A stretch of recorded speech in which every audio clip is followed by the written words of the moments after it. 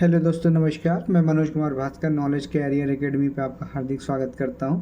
दोस्तों, knowledge career academy पे आज जीएस पेपर 4 का क्वेश्चन नंबर 3 जो है हम लोग डिस्कस करेंगे। तो देखते हैं क्वेश्चन नंबर 3। भारतीय शासन प्रणाली में उत्तरदायित्व का अभाव होने के कारण यह नैतिक शासन की प्राप्ति में बाधक है।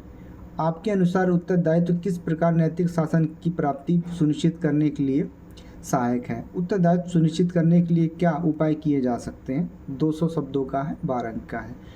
आंसर देखते हैं इसका, कैसे लिखेंगे इसको। उत्तरदायित्व, पहले इसका डेफिनेशन देखते हैं। किसी चीज़ का अगर हम क्वेश्चन लिखते हैं तो पहले उसका डेफिनेशन होता है कि हम उसको समझा सकें क्या उत्तरदायित्व है, क्या रिस्पॉन्सिबिलिटी है, क्या। देखते हैं। उत्तरदायित्व का अर्थ है कि जिस व्यक्ति के पास कोई विवेकाधीन शक्ति है उस पर यह बाध्यता होनी चाहिए कि वह अपने कृत्यों की संतोषप्रद व तार्किक व्याख्या कर सके। जैसे किसी विशेष स्थिति में कौन सा निर्णय लिया गया और क्यों, कितना धन किस मद में खर्च किया गया और क्यों। तो इस तरह नैतिक शासन नीति निर्माण और उसके क्रियान्वयन में सही और गलत जैसे नैतिक मापदंडों पर अधिक बल देता है तथा शुभ की प्राप्ति इसका साध्य होता है।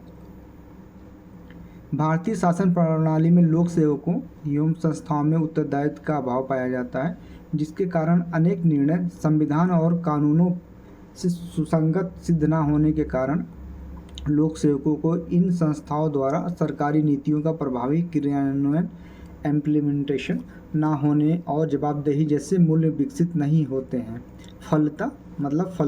फलस्वरूप सरकारी नीतियों और कार्यक्रम तय समय पर पूरा ना होने के कारण के अलावा इन योजनाओं की समय अवधि बढ़ती जाती है, जिससे अतिरिक्त समय, और यहाँ पे अतिरिक्त समय तो लगता ही है, मतलब अतिरिक्त खर्च भी होते हैं, होने के साथ साथ संसाधनों का दुरुपयोग होता है।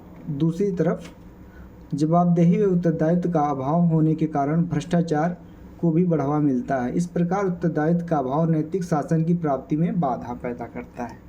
ये हो गया। आगे देखें। अब सवाल ये उठता है कि उत्तरदायित्व किस प्रकार नैतिक शासन में सहायक है। बाधा हो गया, अब सहायक किस प्रकार है। वस्तुतः उत्तरदायित्व जैसे गुण शासन में ईमानदारी को बढ़ाने के साथ ही उच्च नैतिक मूल्यों के विषय में सहायक है, क्योंकि ईमानदारी से परिपूर्ण लोक सेवक एवं संस्थाएं गरीब एवं वंचित वर्गों के हितों में ही अपना कार्य संतुष्टि समझते हैं। इसके अलावा उत्तरदायित्व जैसे गुणों का कारण कोई लोक सेवक या संस्था तार्किक आधार पर अपना निर्णय लेता है जो उस परिस्थिति में सर्वोच्च हो सकता है। जैसे इसका उदाहरण है सूचना का अधिकार तथा सूचना व संचार तकनीकी का प्रभावी उपयोग, जैसे ई गवर्नेंस के उपयोग को बढ़ावा देना। इसके अतिरिक्त नागरिक घोषणा पत्र की प्रभावी उपस्थिति। दूसरा, सामरिक महत्व के विषय को छोड़कर जहां संभव हो वहां प्रतिस्पर्धा की स्थिति लागू करना। सभी विभागों द्वारा वर्ष में कम से कम एक बार लोक अदालत जरूर लगाई जाए। तीसरा, भ्रष्ट अधिकारियों तथा निर्वाचित सदस्यों के विरुद्ध त्वरित तथा कार्रवाई हेतु संस्था होनी चाहिए। सतर्कता आयोग, लोकपाल तथा लोकायुक्त जैसी संस्थाओं को प्रभावी बनाया जाना चाहिए।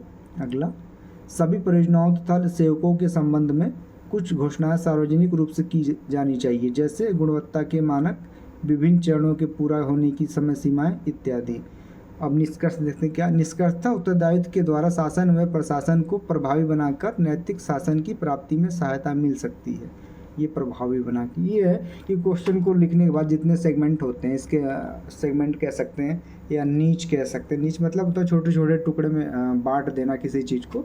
तो क्वेश्चन को जब छोटे छोटे टुकड़ों में बांट देते हैं, जैसे उत्तरदायित्व का डेफिनेशन लिख दिया, फिर नैतिक शासन की प्राप्ति के बाधक जो थे वो हो गया। इनके अनुसार उत्तरदायित्व किस प्रकार नैतिक शासन की प्राप्ति सुनिश्चित करने के लिए सहायक होते हैं। ये जो नीति, ये जो हो गया लोकपाल होगा, लोकायुक्त हो गया या लोक अदालत हो गया, ये सहायक हैं इसके लिए। और उत्तरदायित्व सुनिश्चित करने के लिए क्या उपाय किए जाने चाहिए। तो ये 3 सेगमेंट में क्वेश्चन था और तीनों सेगमेंट को हमने कंप्लीट किया है और उसके एक पोर्शन एक रेशियो में। तो क्वेश्चन को अटेम्प्ट करने से पहले क्वेश्चन को हम अपने सेगमेंट में बांट लें, अपने जो है इसको छोटे टुकड़े में बांट लें कि क्या क्या पूछ रहा है। हम एक क्वेश्चन को एक बार पढ़ते हैं, उसी के हिसाब से लिखने लगते हैं। उसमें 3 चीज़ें पूछी रहती हैं, लेकिन हम एक लिखते हैं और बहुत ऐसे बाहर निकलने के बाद हमें पता चलता है कि हमने तो आधा ही क्वेश्चन किया, 3 पेज भर दिया, 200 शब्द लिख दिए। तो हम लोग को क्वेश्चन लिखने से पहले उसे सेगमेंट में बांट लें और उसके जो मूल तत्व हैं, ये कह सकते हैं कीवर्ड है, उसको एक जगह लिख लें और फिर वहाँ से फिर हम लिखना शुरू करेंगे। तो कीवर्ड किसी संबंधित, मान लीजिए ये 4th पेपर है, इसमें अब उत्तरदायित्व या नैतिक शासन, ये कीवर्ड है। किसी भी सब्जेक्ट का कुछ कीवर्ड होता है। उत्तरदायित्व 4th पेपर का कीवर्ड है। अब आप देख सकते हैं इसमें तार्किक कीवर्ड आ गया, इसमें तार्किक भी कीवर्ड, नीति निर्माण, शासन नीति, ये भी कीवर्ड है इस सब्जेक्ट का। जो ओरिएंटेशन होता है, व्याख्या संबंधित होता है कि किसी संबंधित विषय से उसका बहुत नज़दीकी ताल्लुक होता है। लोक सेवक, तो ये क्वेश्चन था जीएस पेपर 4th का क्वेश्चन नंबर 3rd। ये कंटिन्यू आंसर राइटिंग प्रैक्टिस चलती रहेगी। आप जुड़े नॉलेज कैरियर एकेडमी से और प्रैक्टिस करते रहें। अगर आपको अगले साल भी पीसीएस देना है तो आप आंसर राइटिंग प्रैक्टिस करते रहें, ताकि आपके पास जब आप प्री निकलेगा तो आप परिपक्व हो जाएंगे। तब तक आपको फिर आगे लिखना होगा और ये सब चीज़ें, छोटी छोटी चीज़ें नहीं सीखनी होगी। तो नॉलेज कैरियर एकेडमी से जुड़ें आप। और आप, अगर आपको कंटेंट अच्छा लगे तो लाइक, सब्सक्राइब और शेयर भी करें, उनके पास पहुँचाएँ जो भी आंसर राइटिंग करना चाहते हैं। और वो बहुत ही हेल्पफुल होगा ये।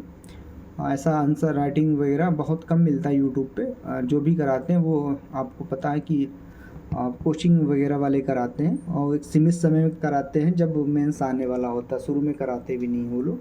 तो अभी से आपके पास पूरा समय, 24 वाले जुड़ें, 23 वाले जुड़ें और आंसर राइटिंग को अपना देखें। कुछ चीज़ें तो सीखने को मिलेंगी। मैं ये नहीं कहता कि 100% मेरे क्वेश्चन सही हैं, लेकिन इतने ज़रूर हैं कि शुरुआत के जो एस्पिरेंट होते हैं उनके लिए ये रामबाण है।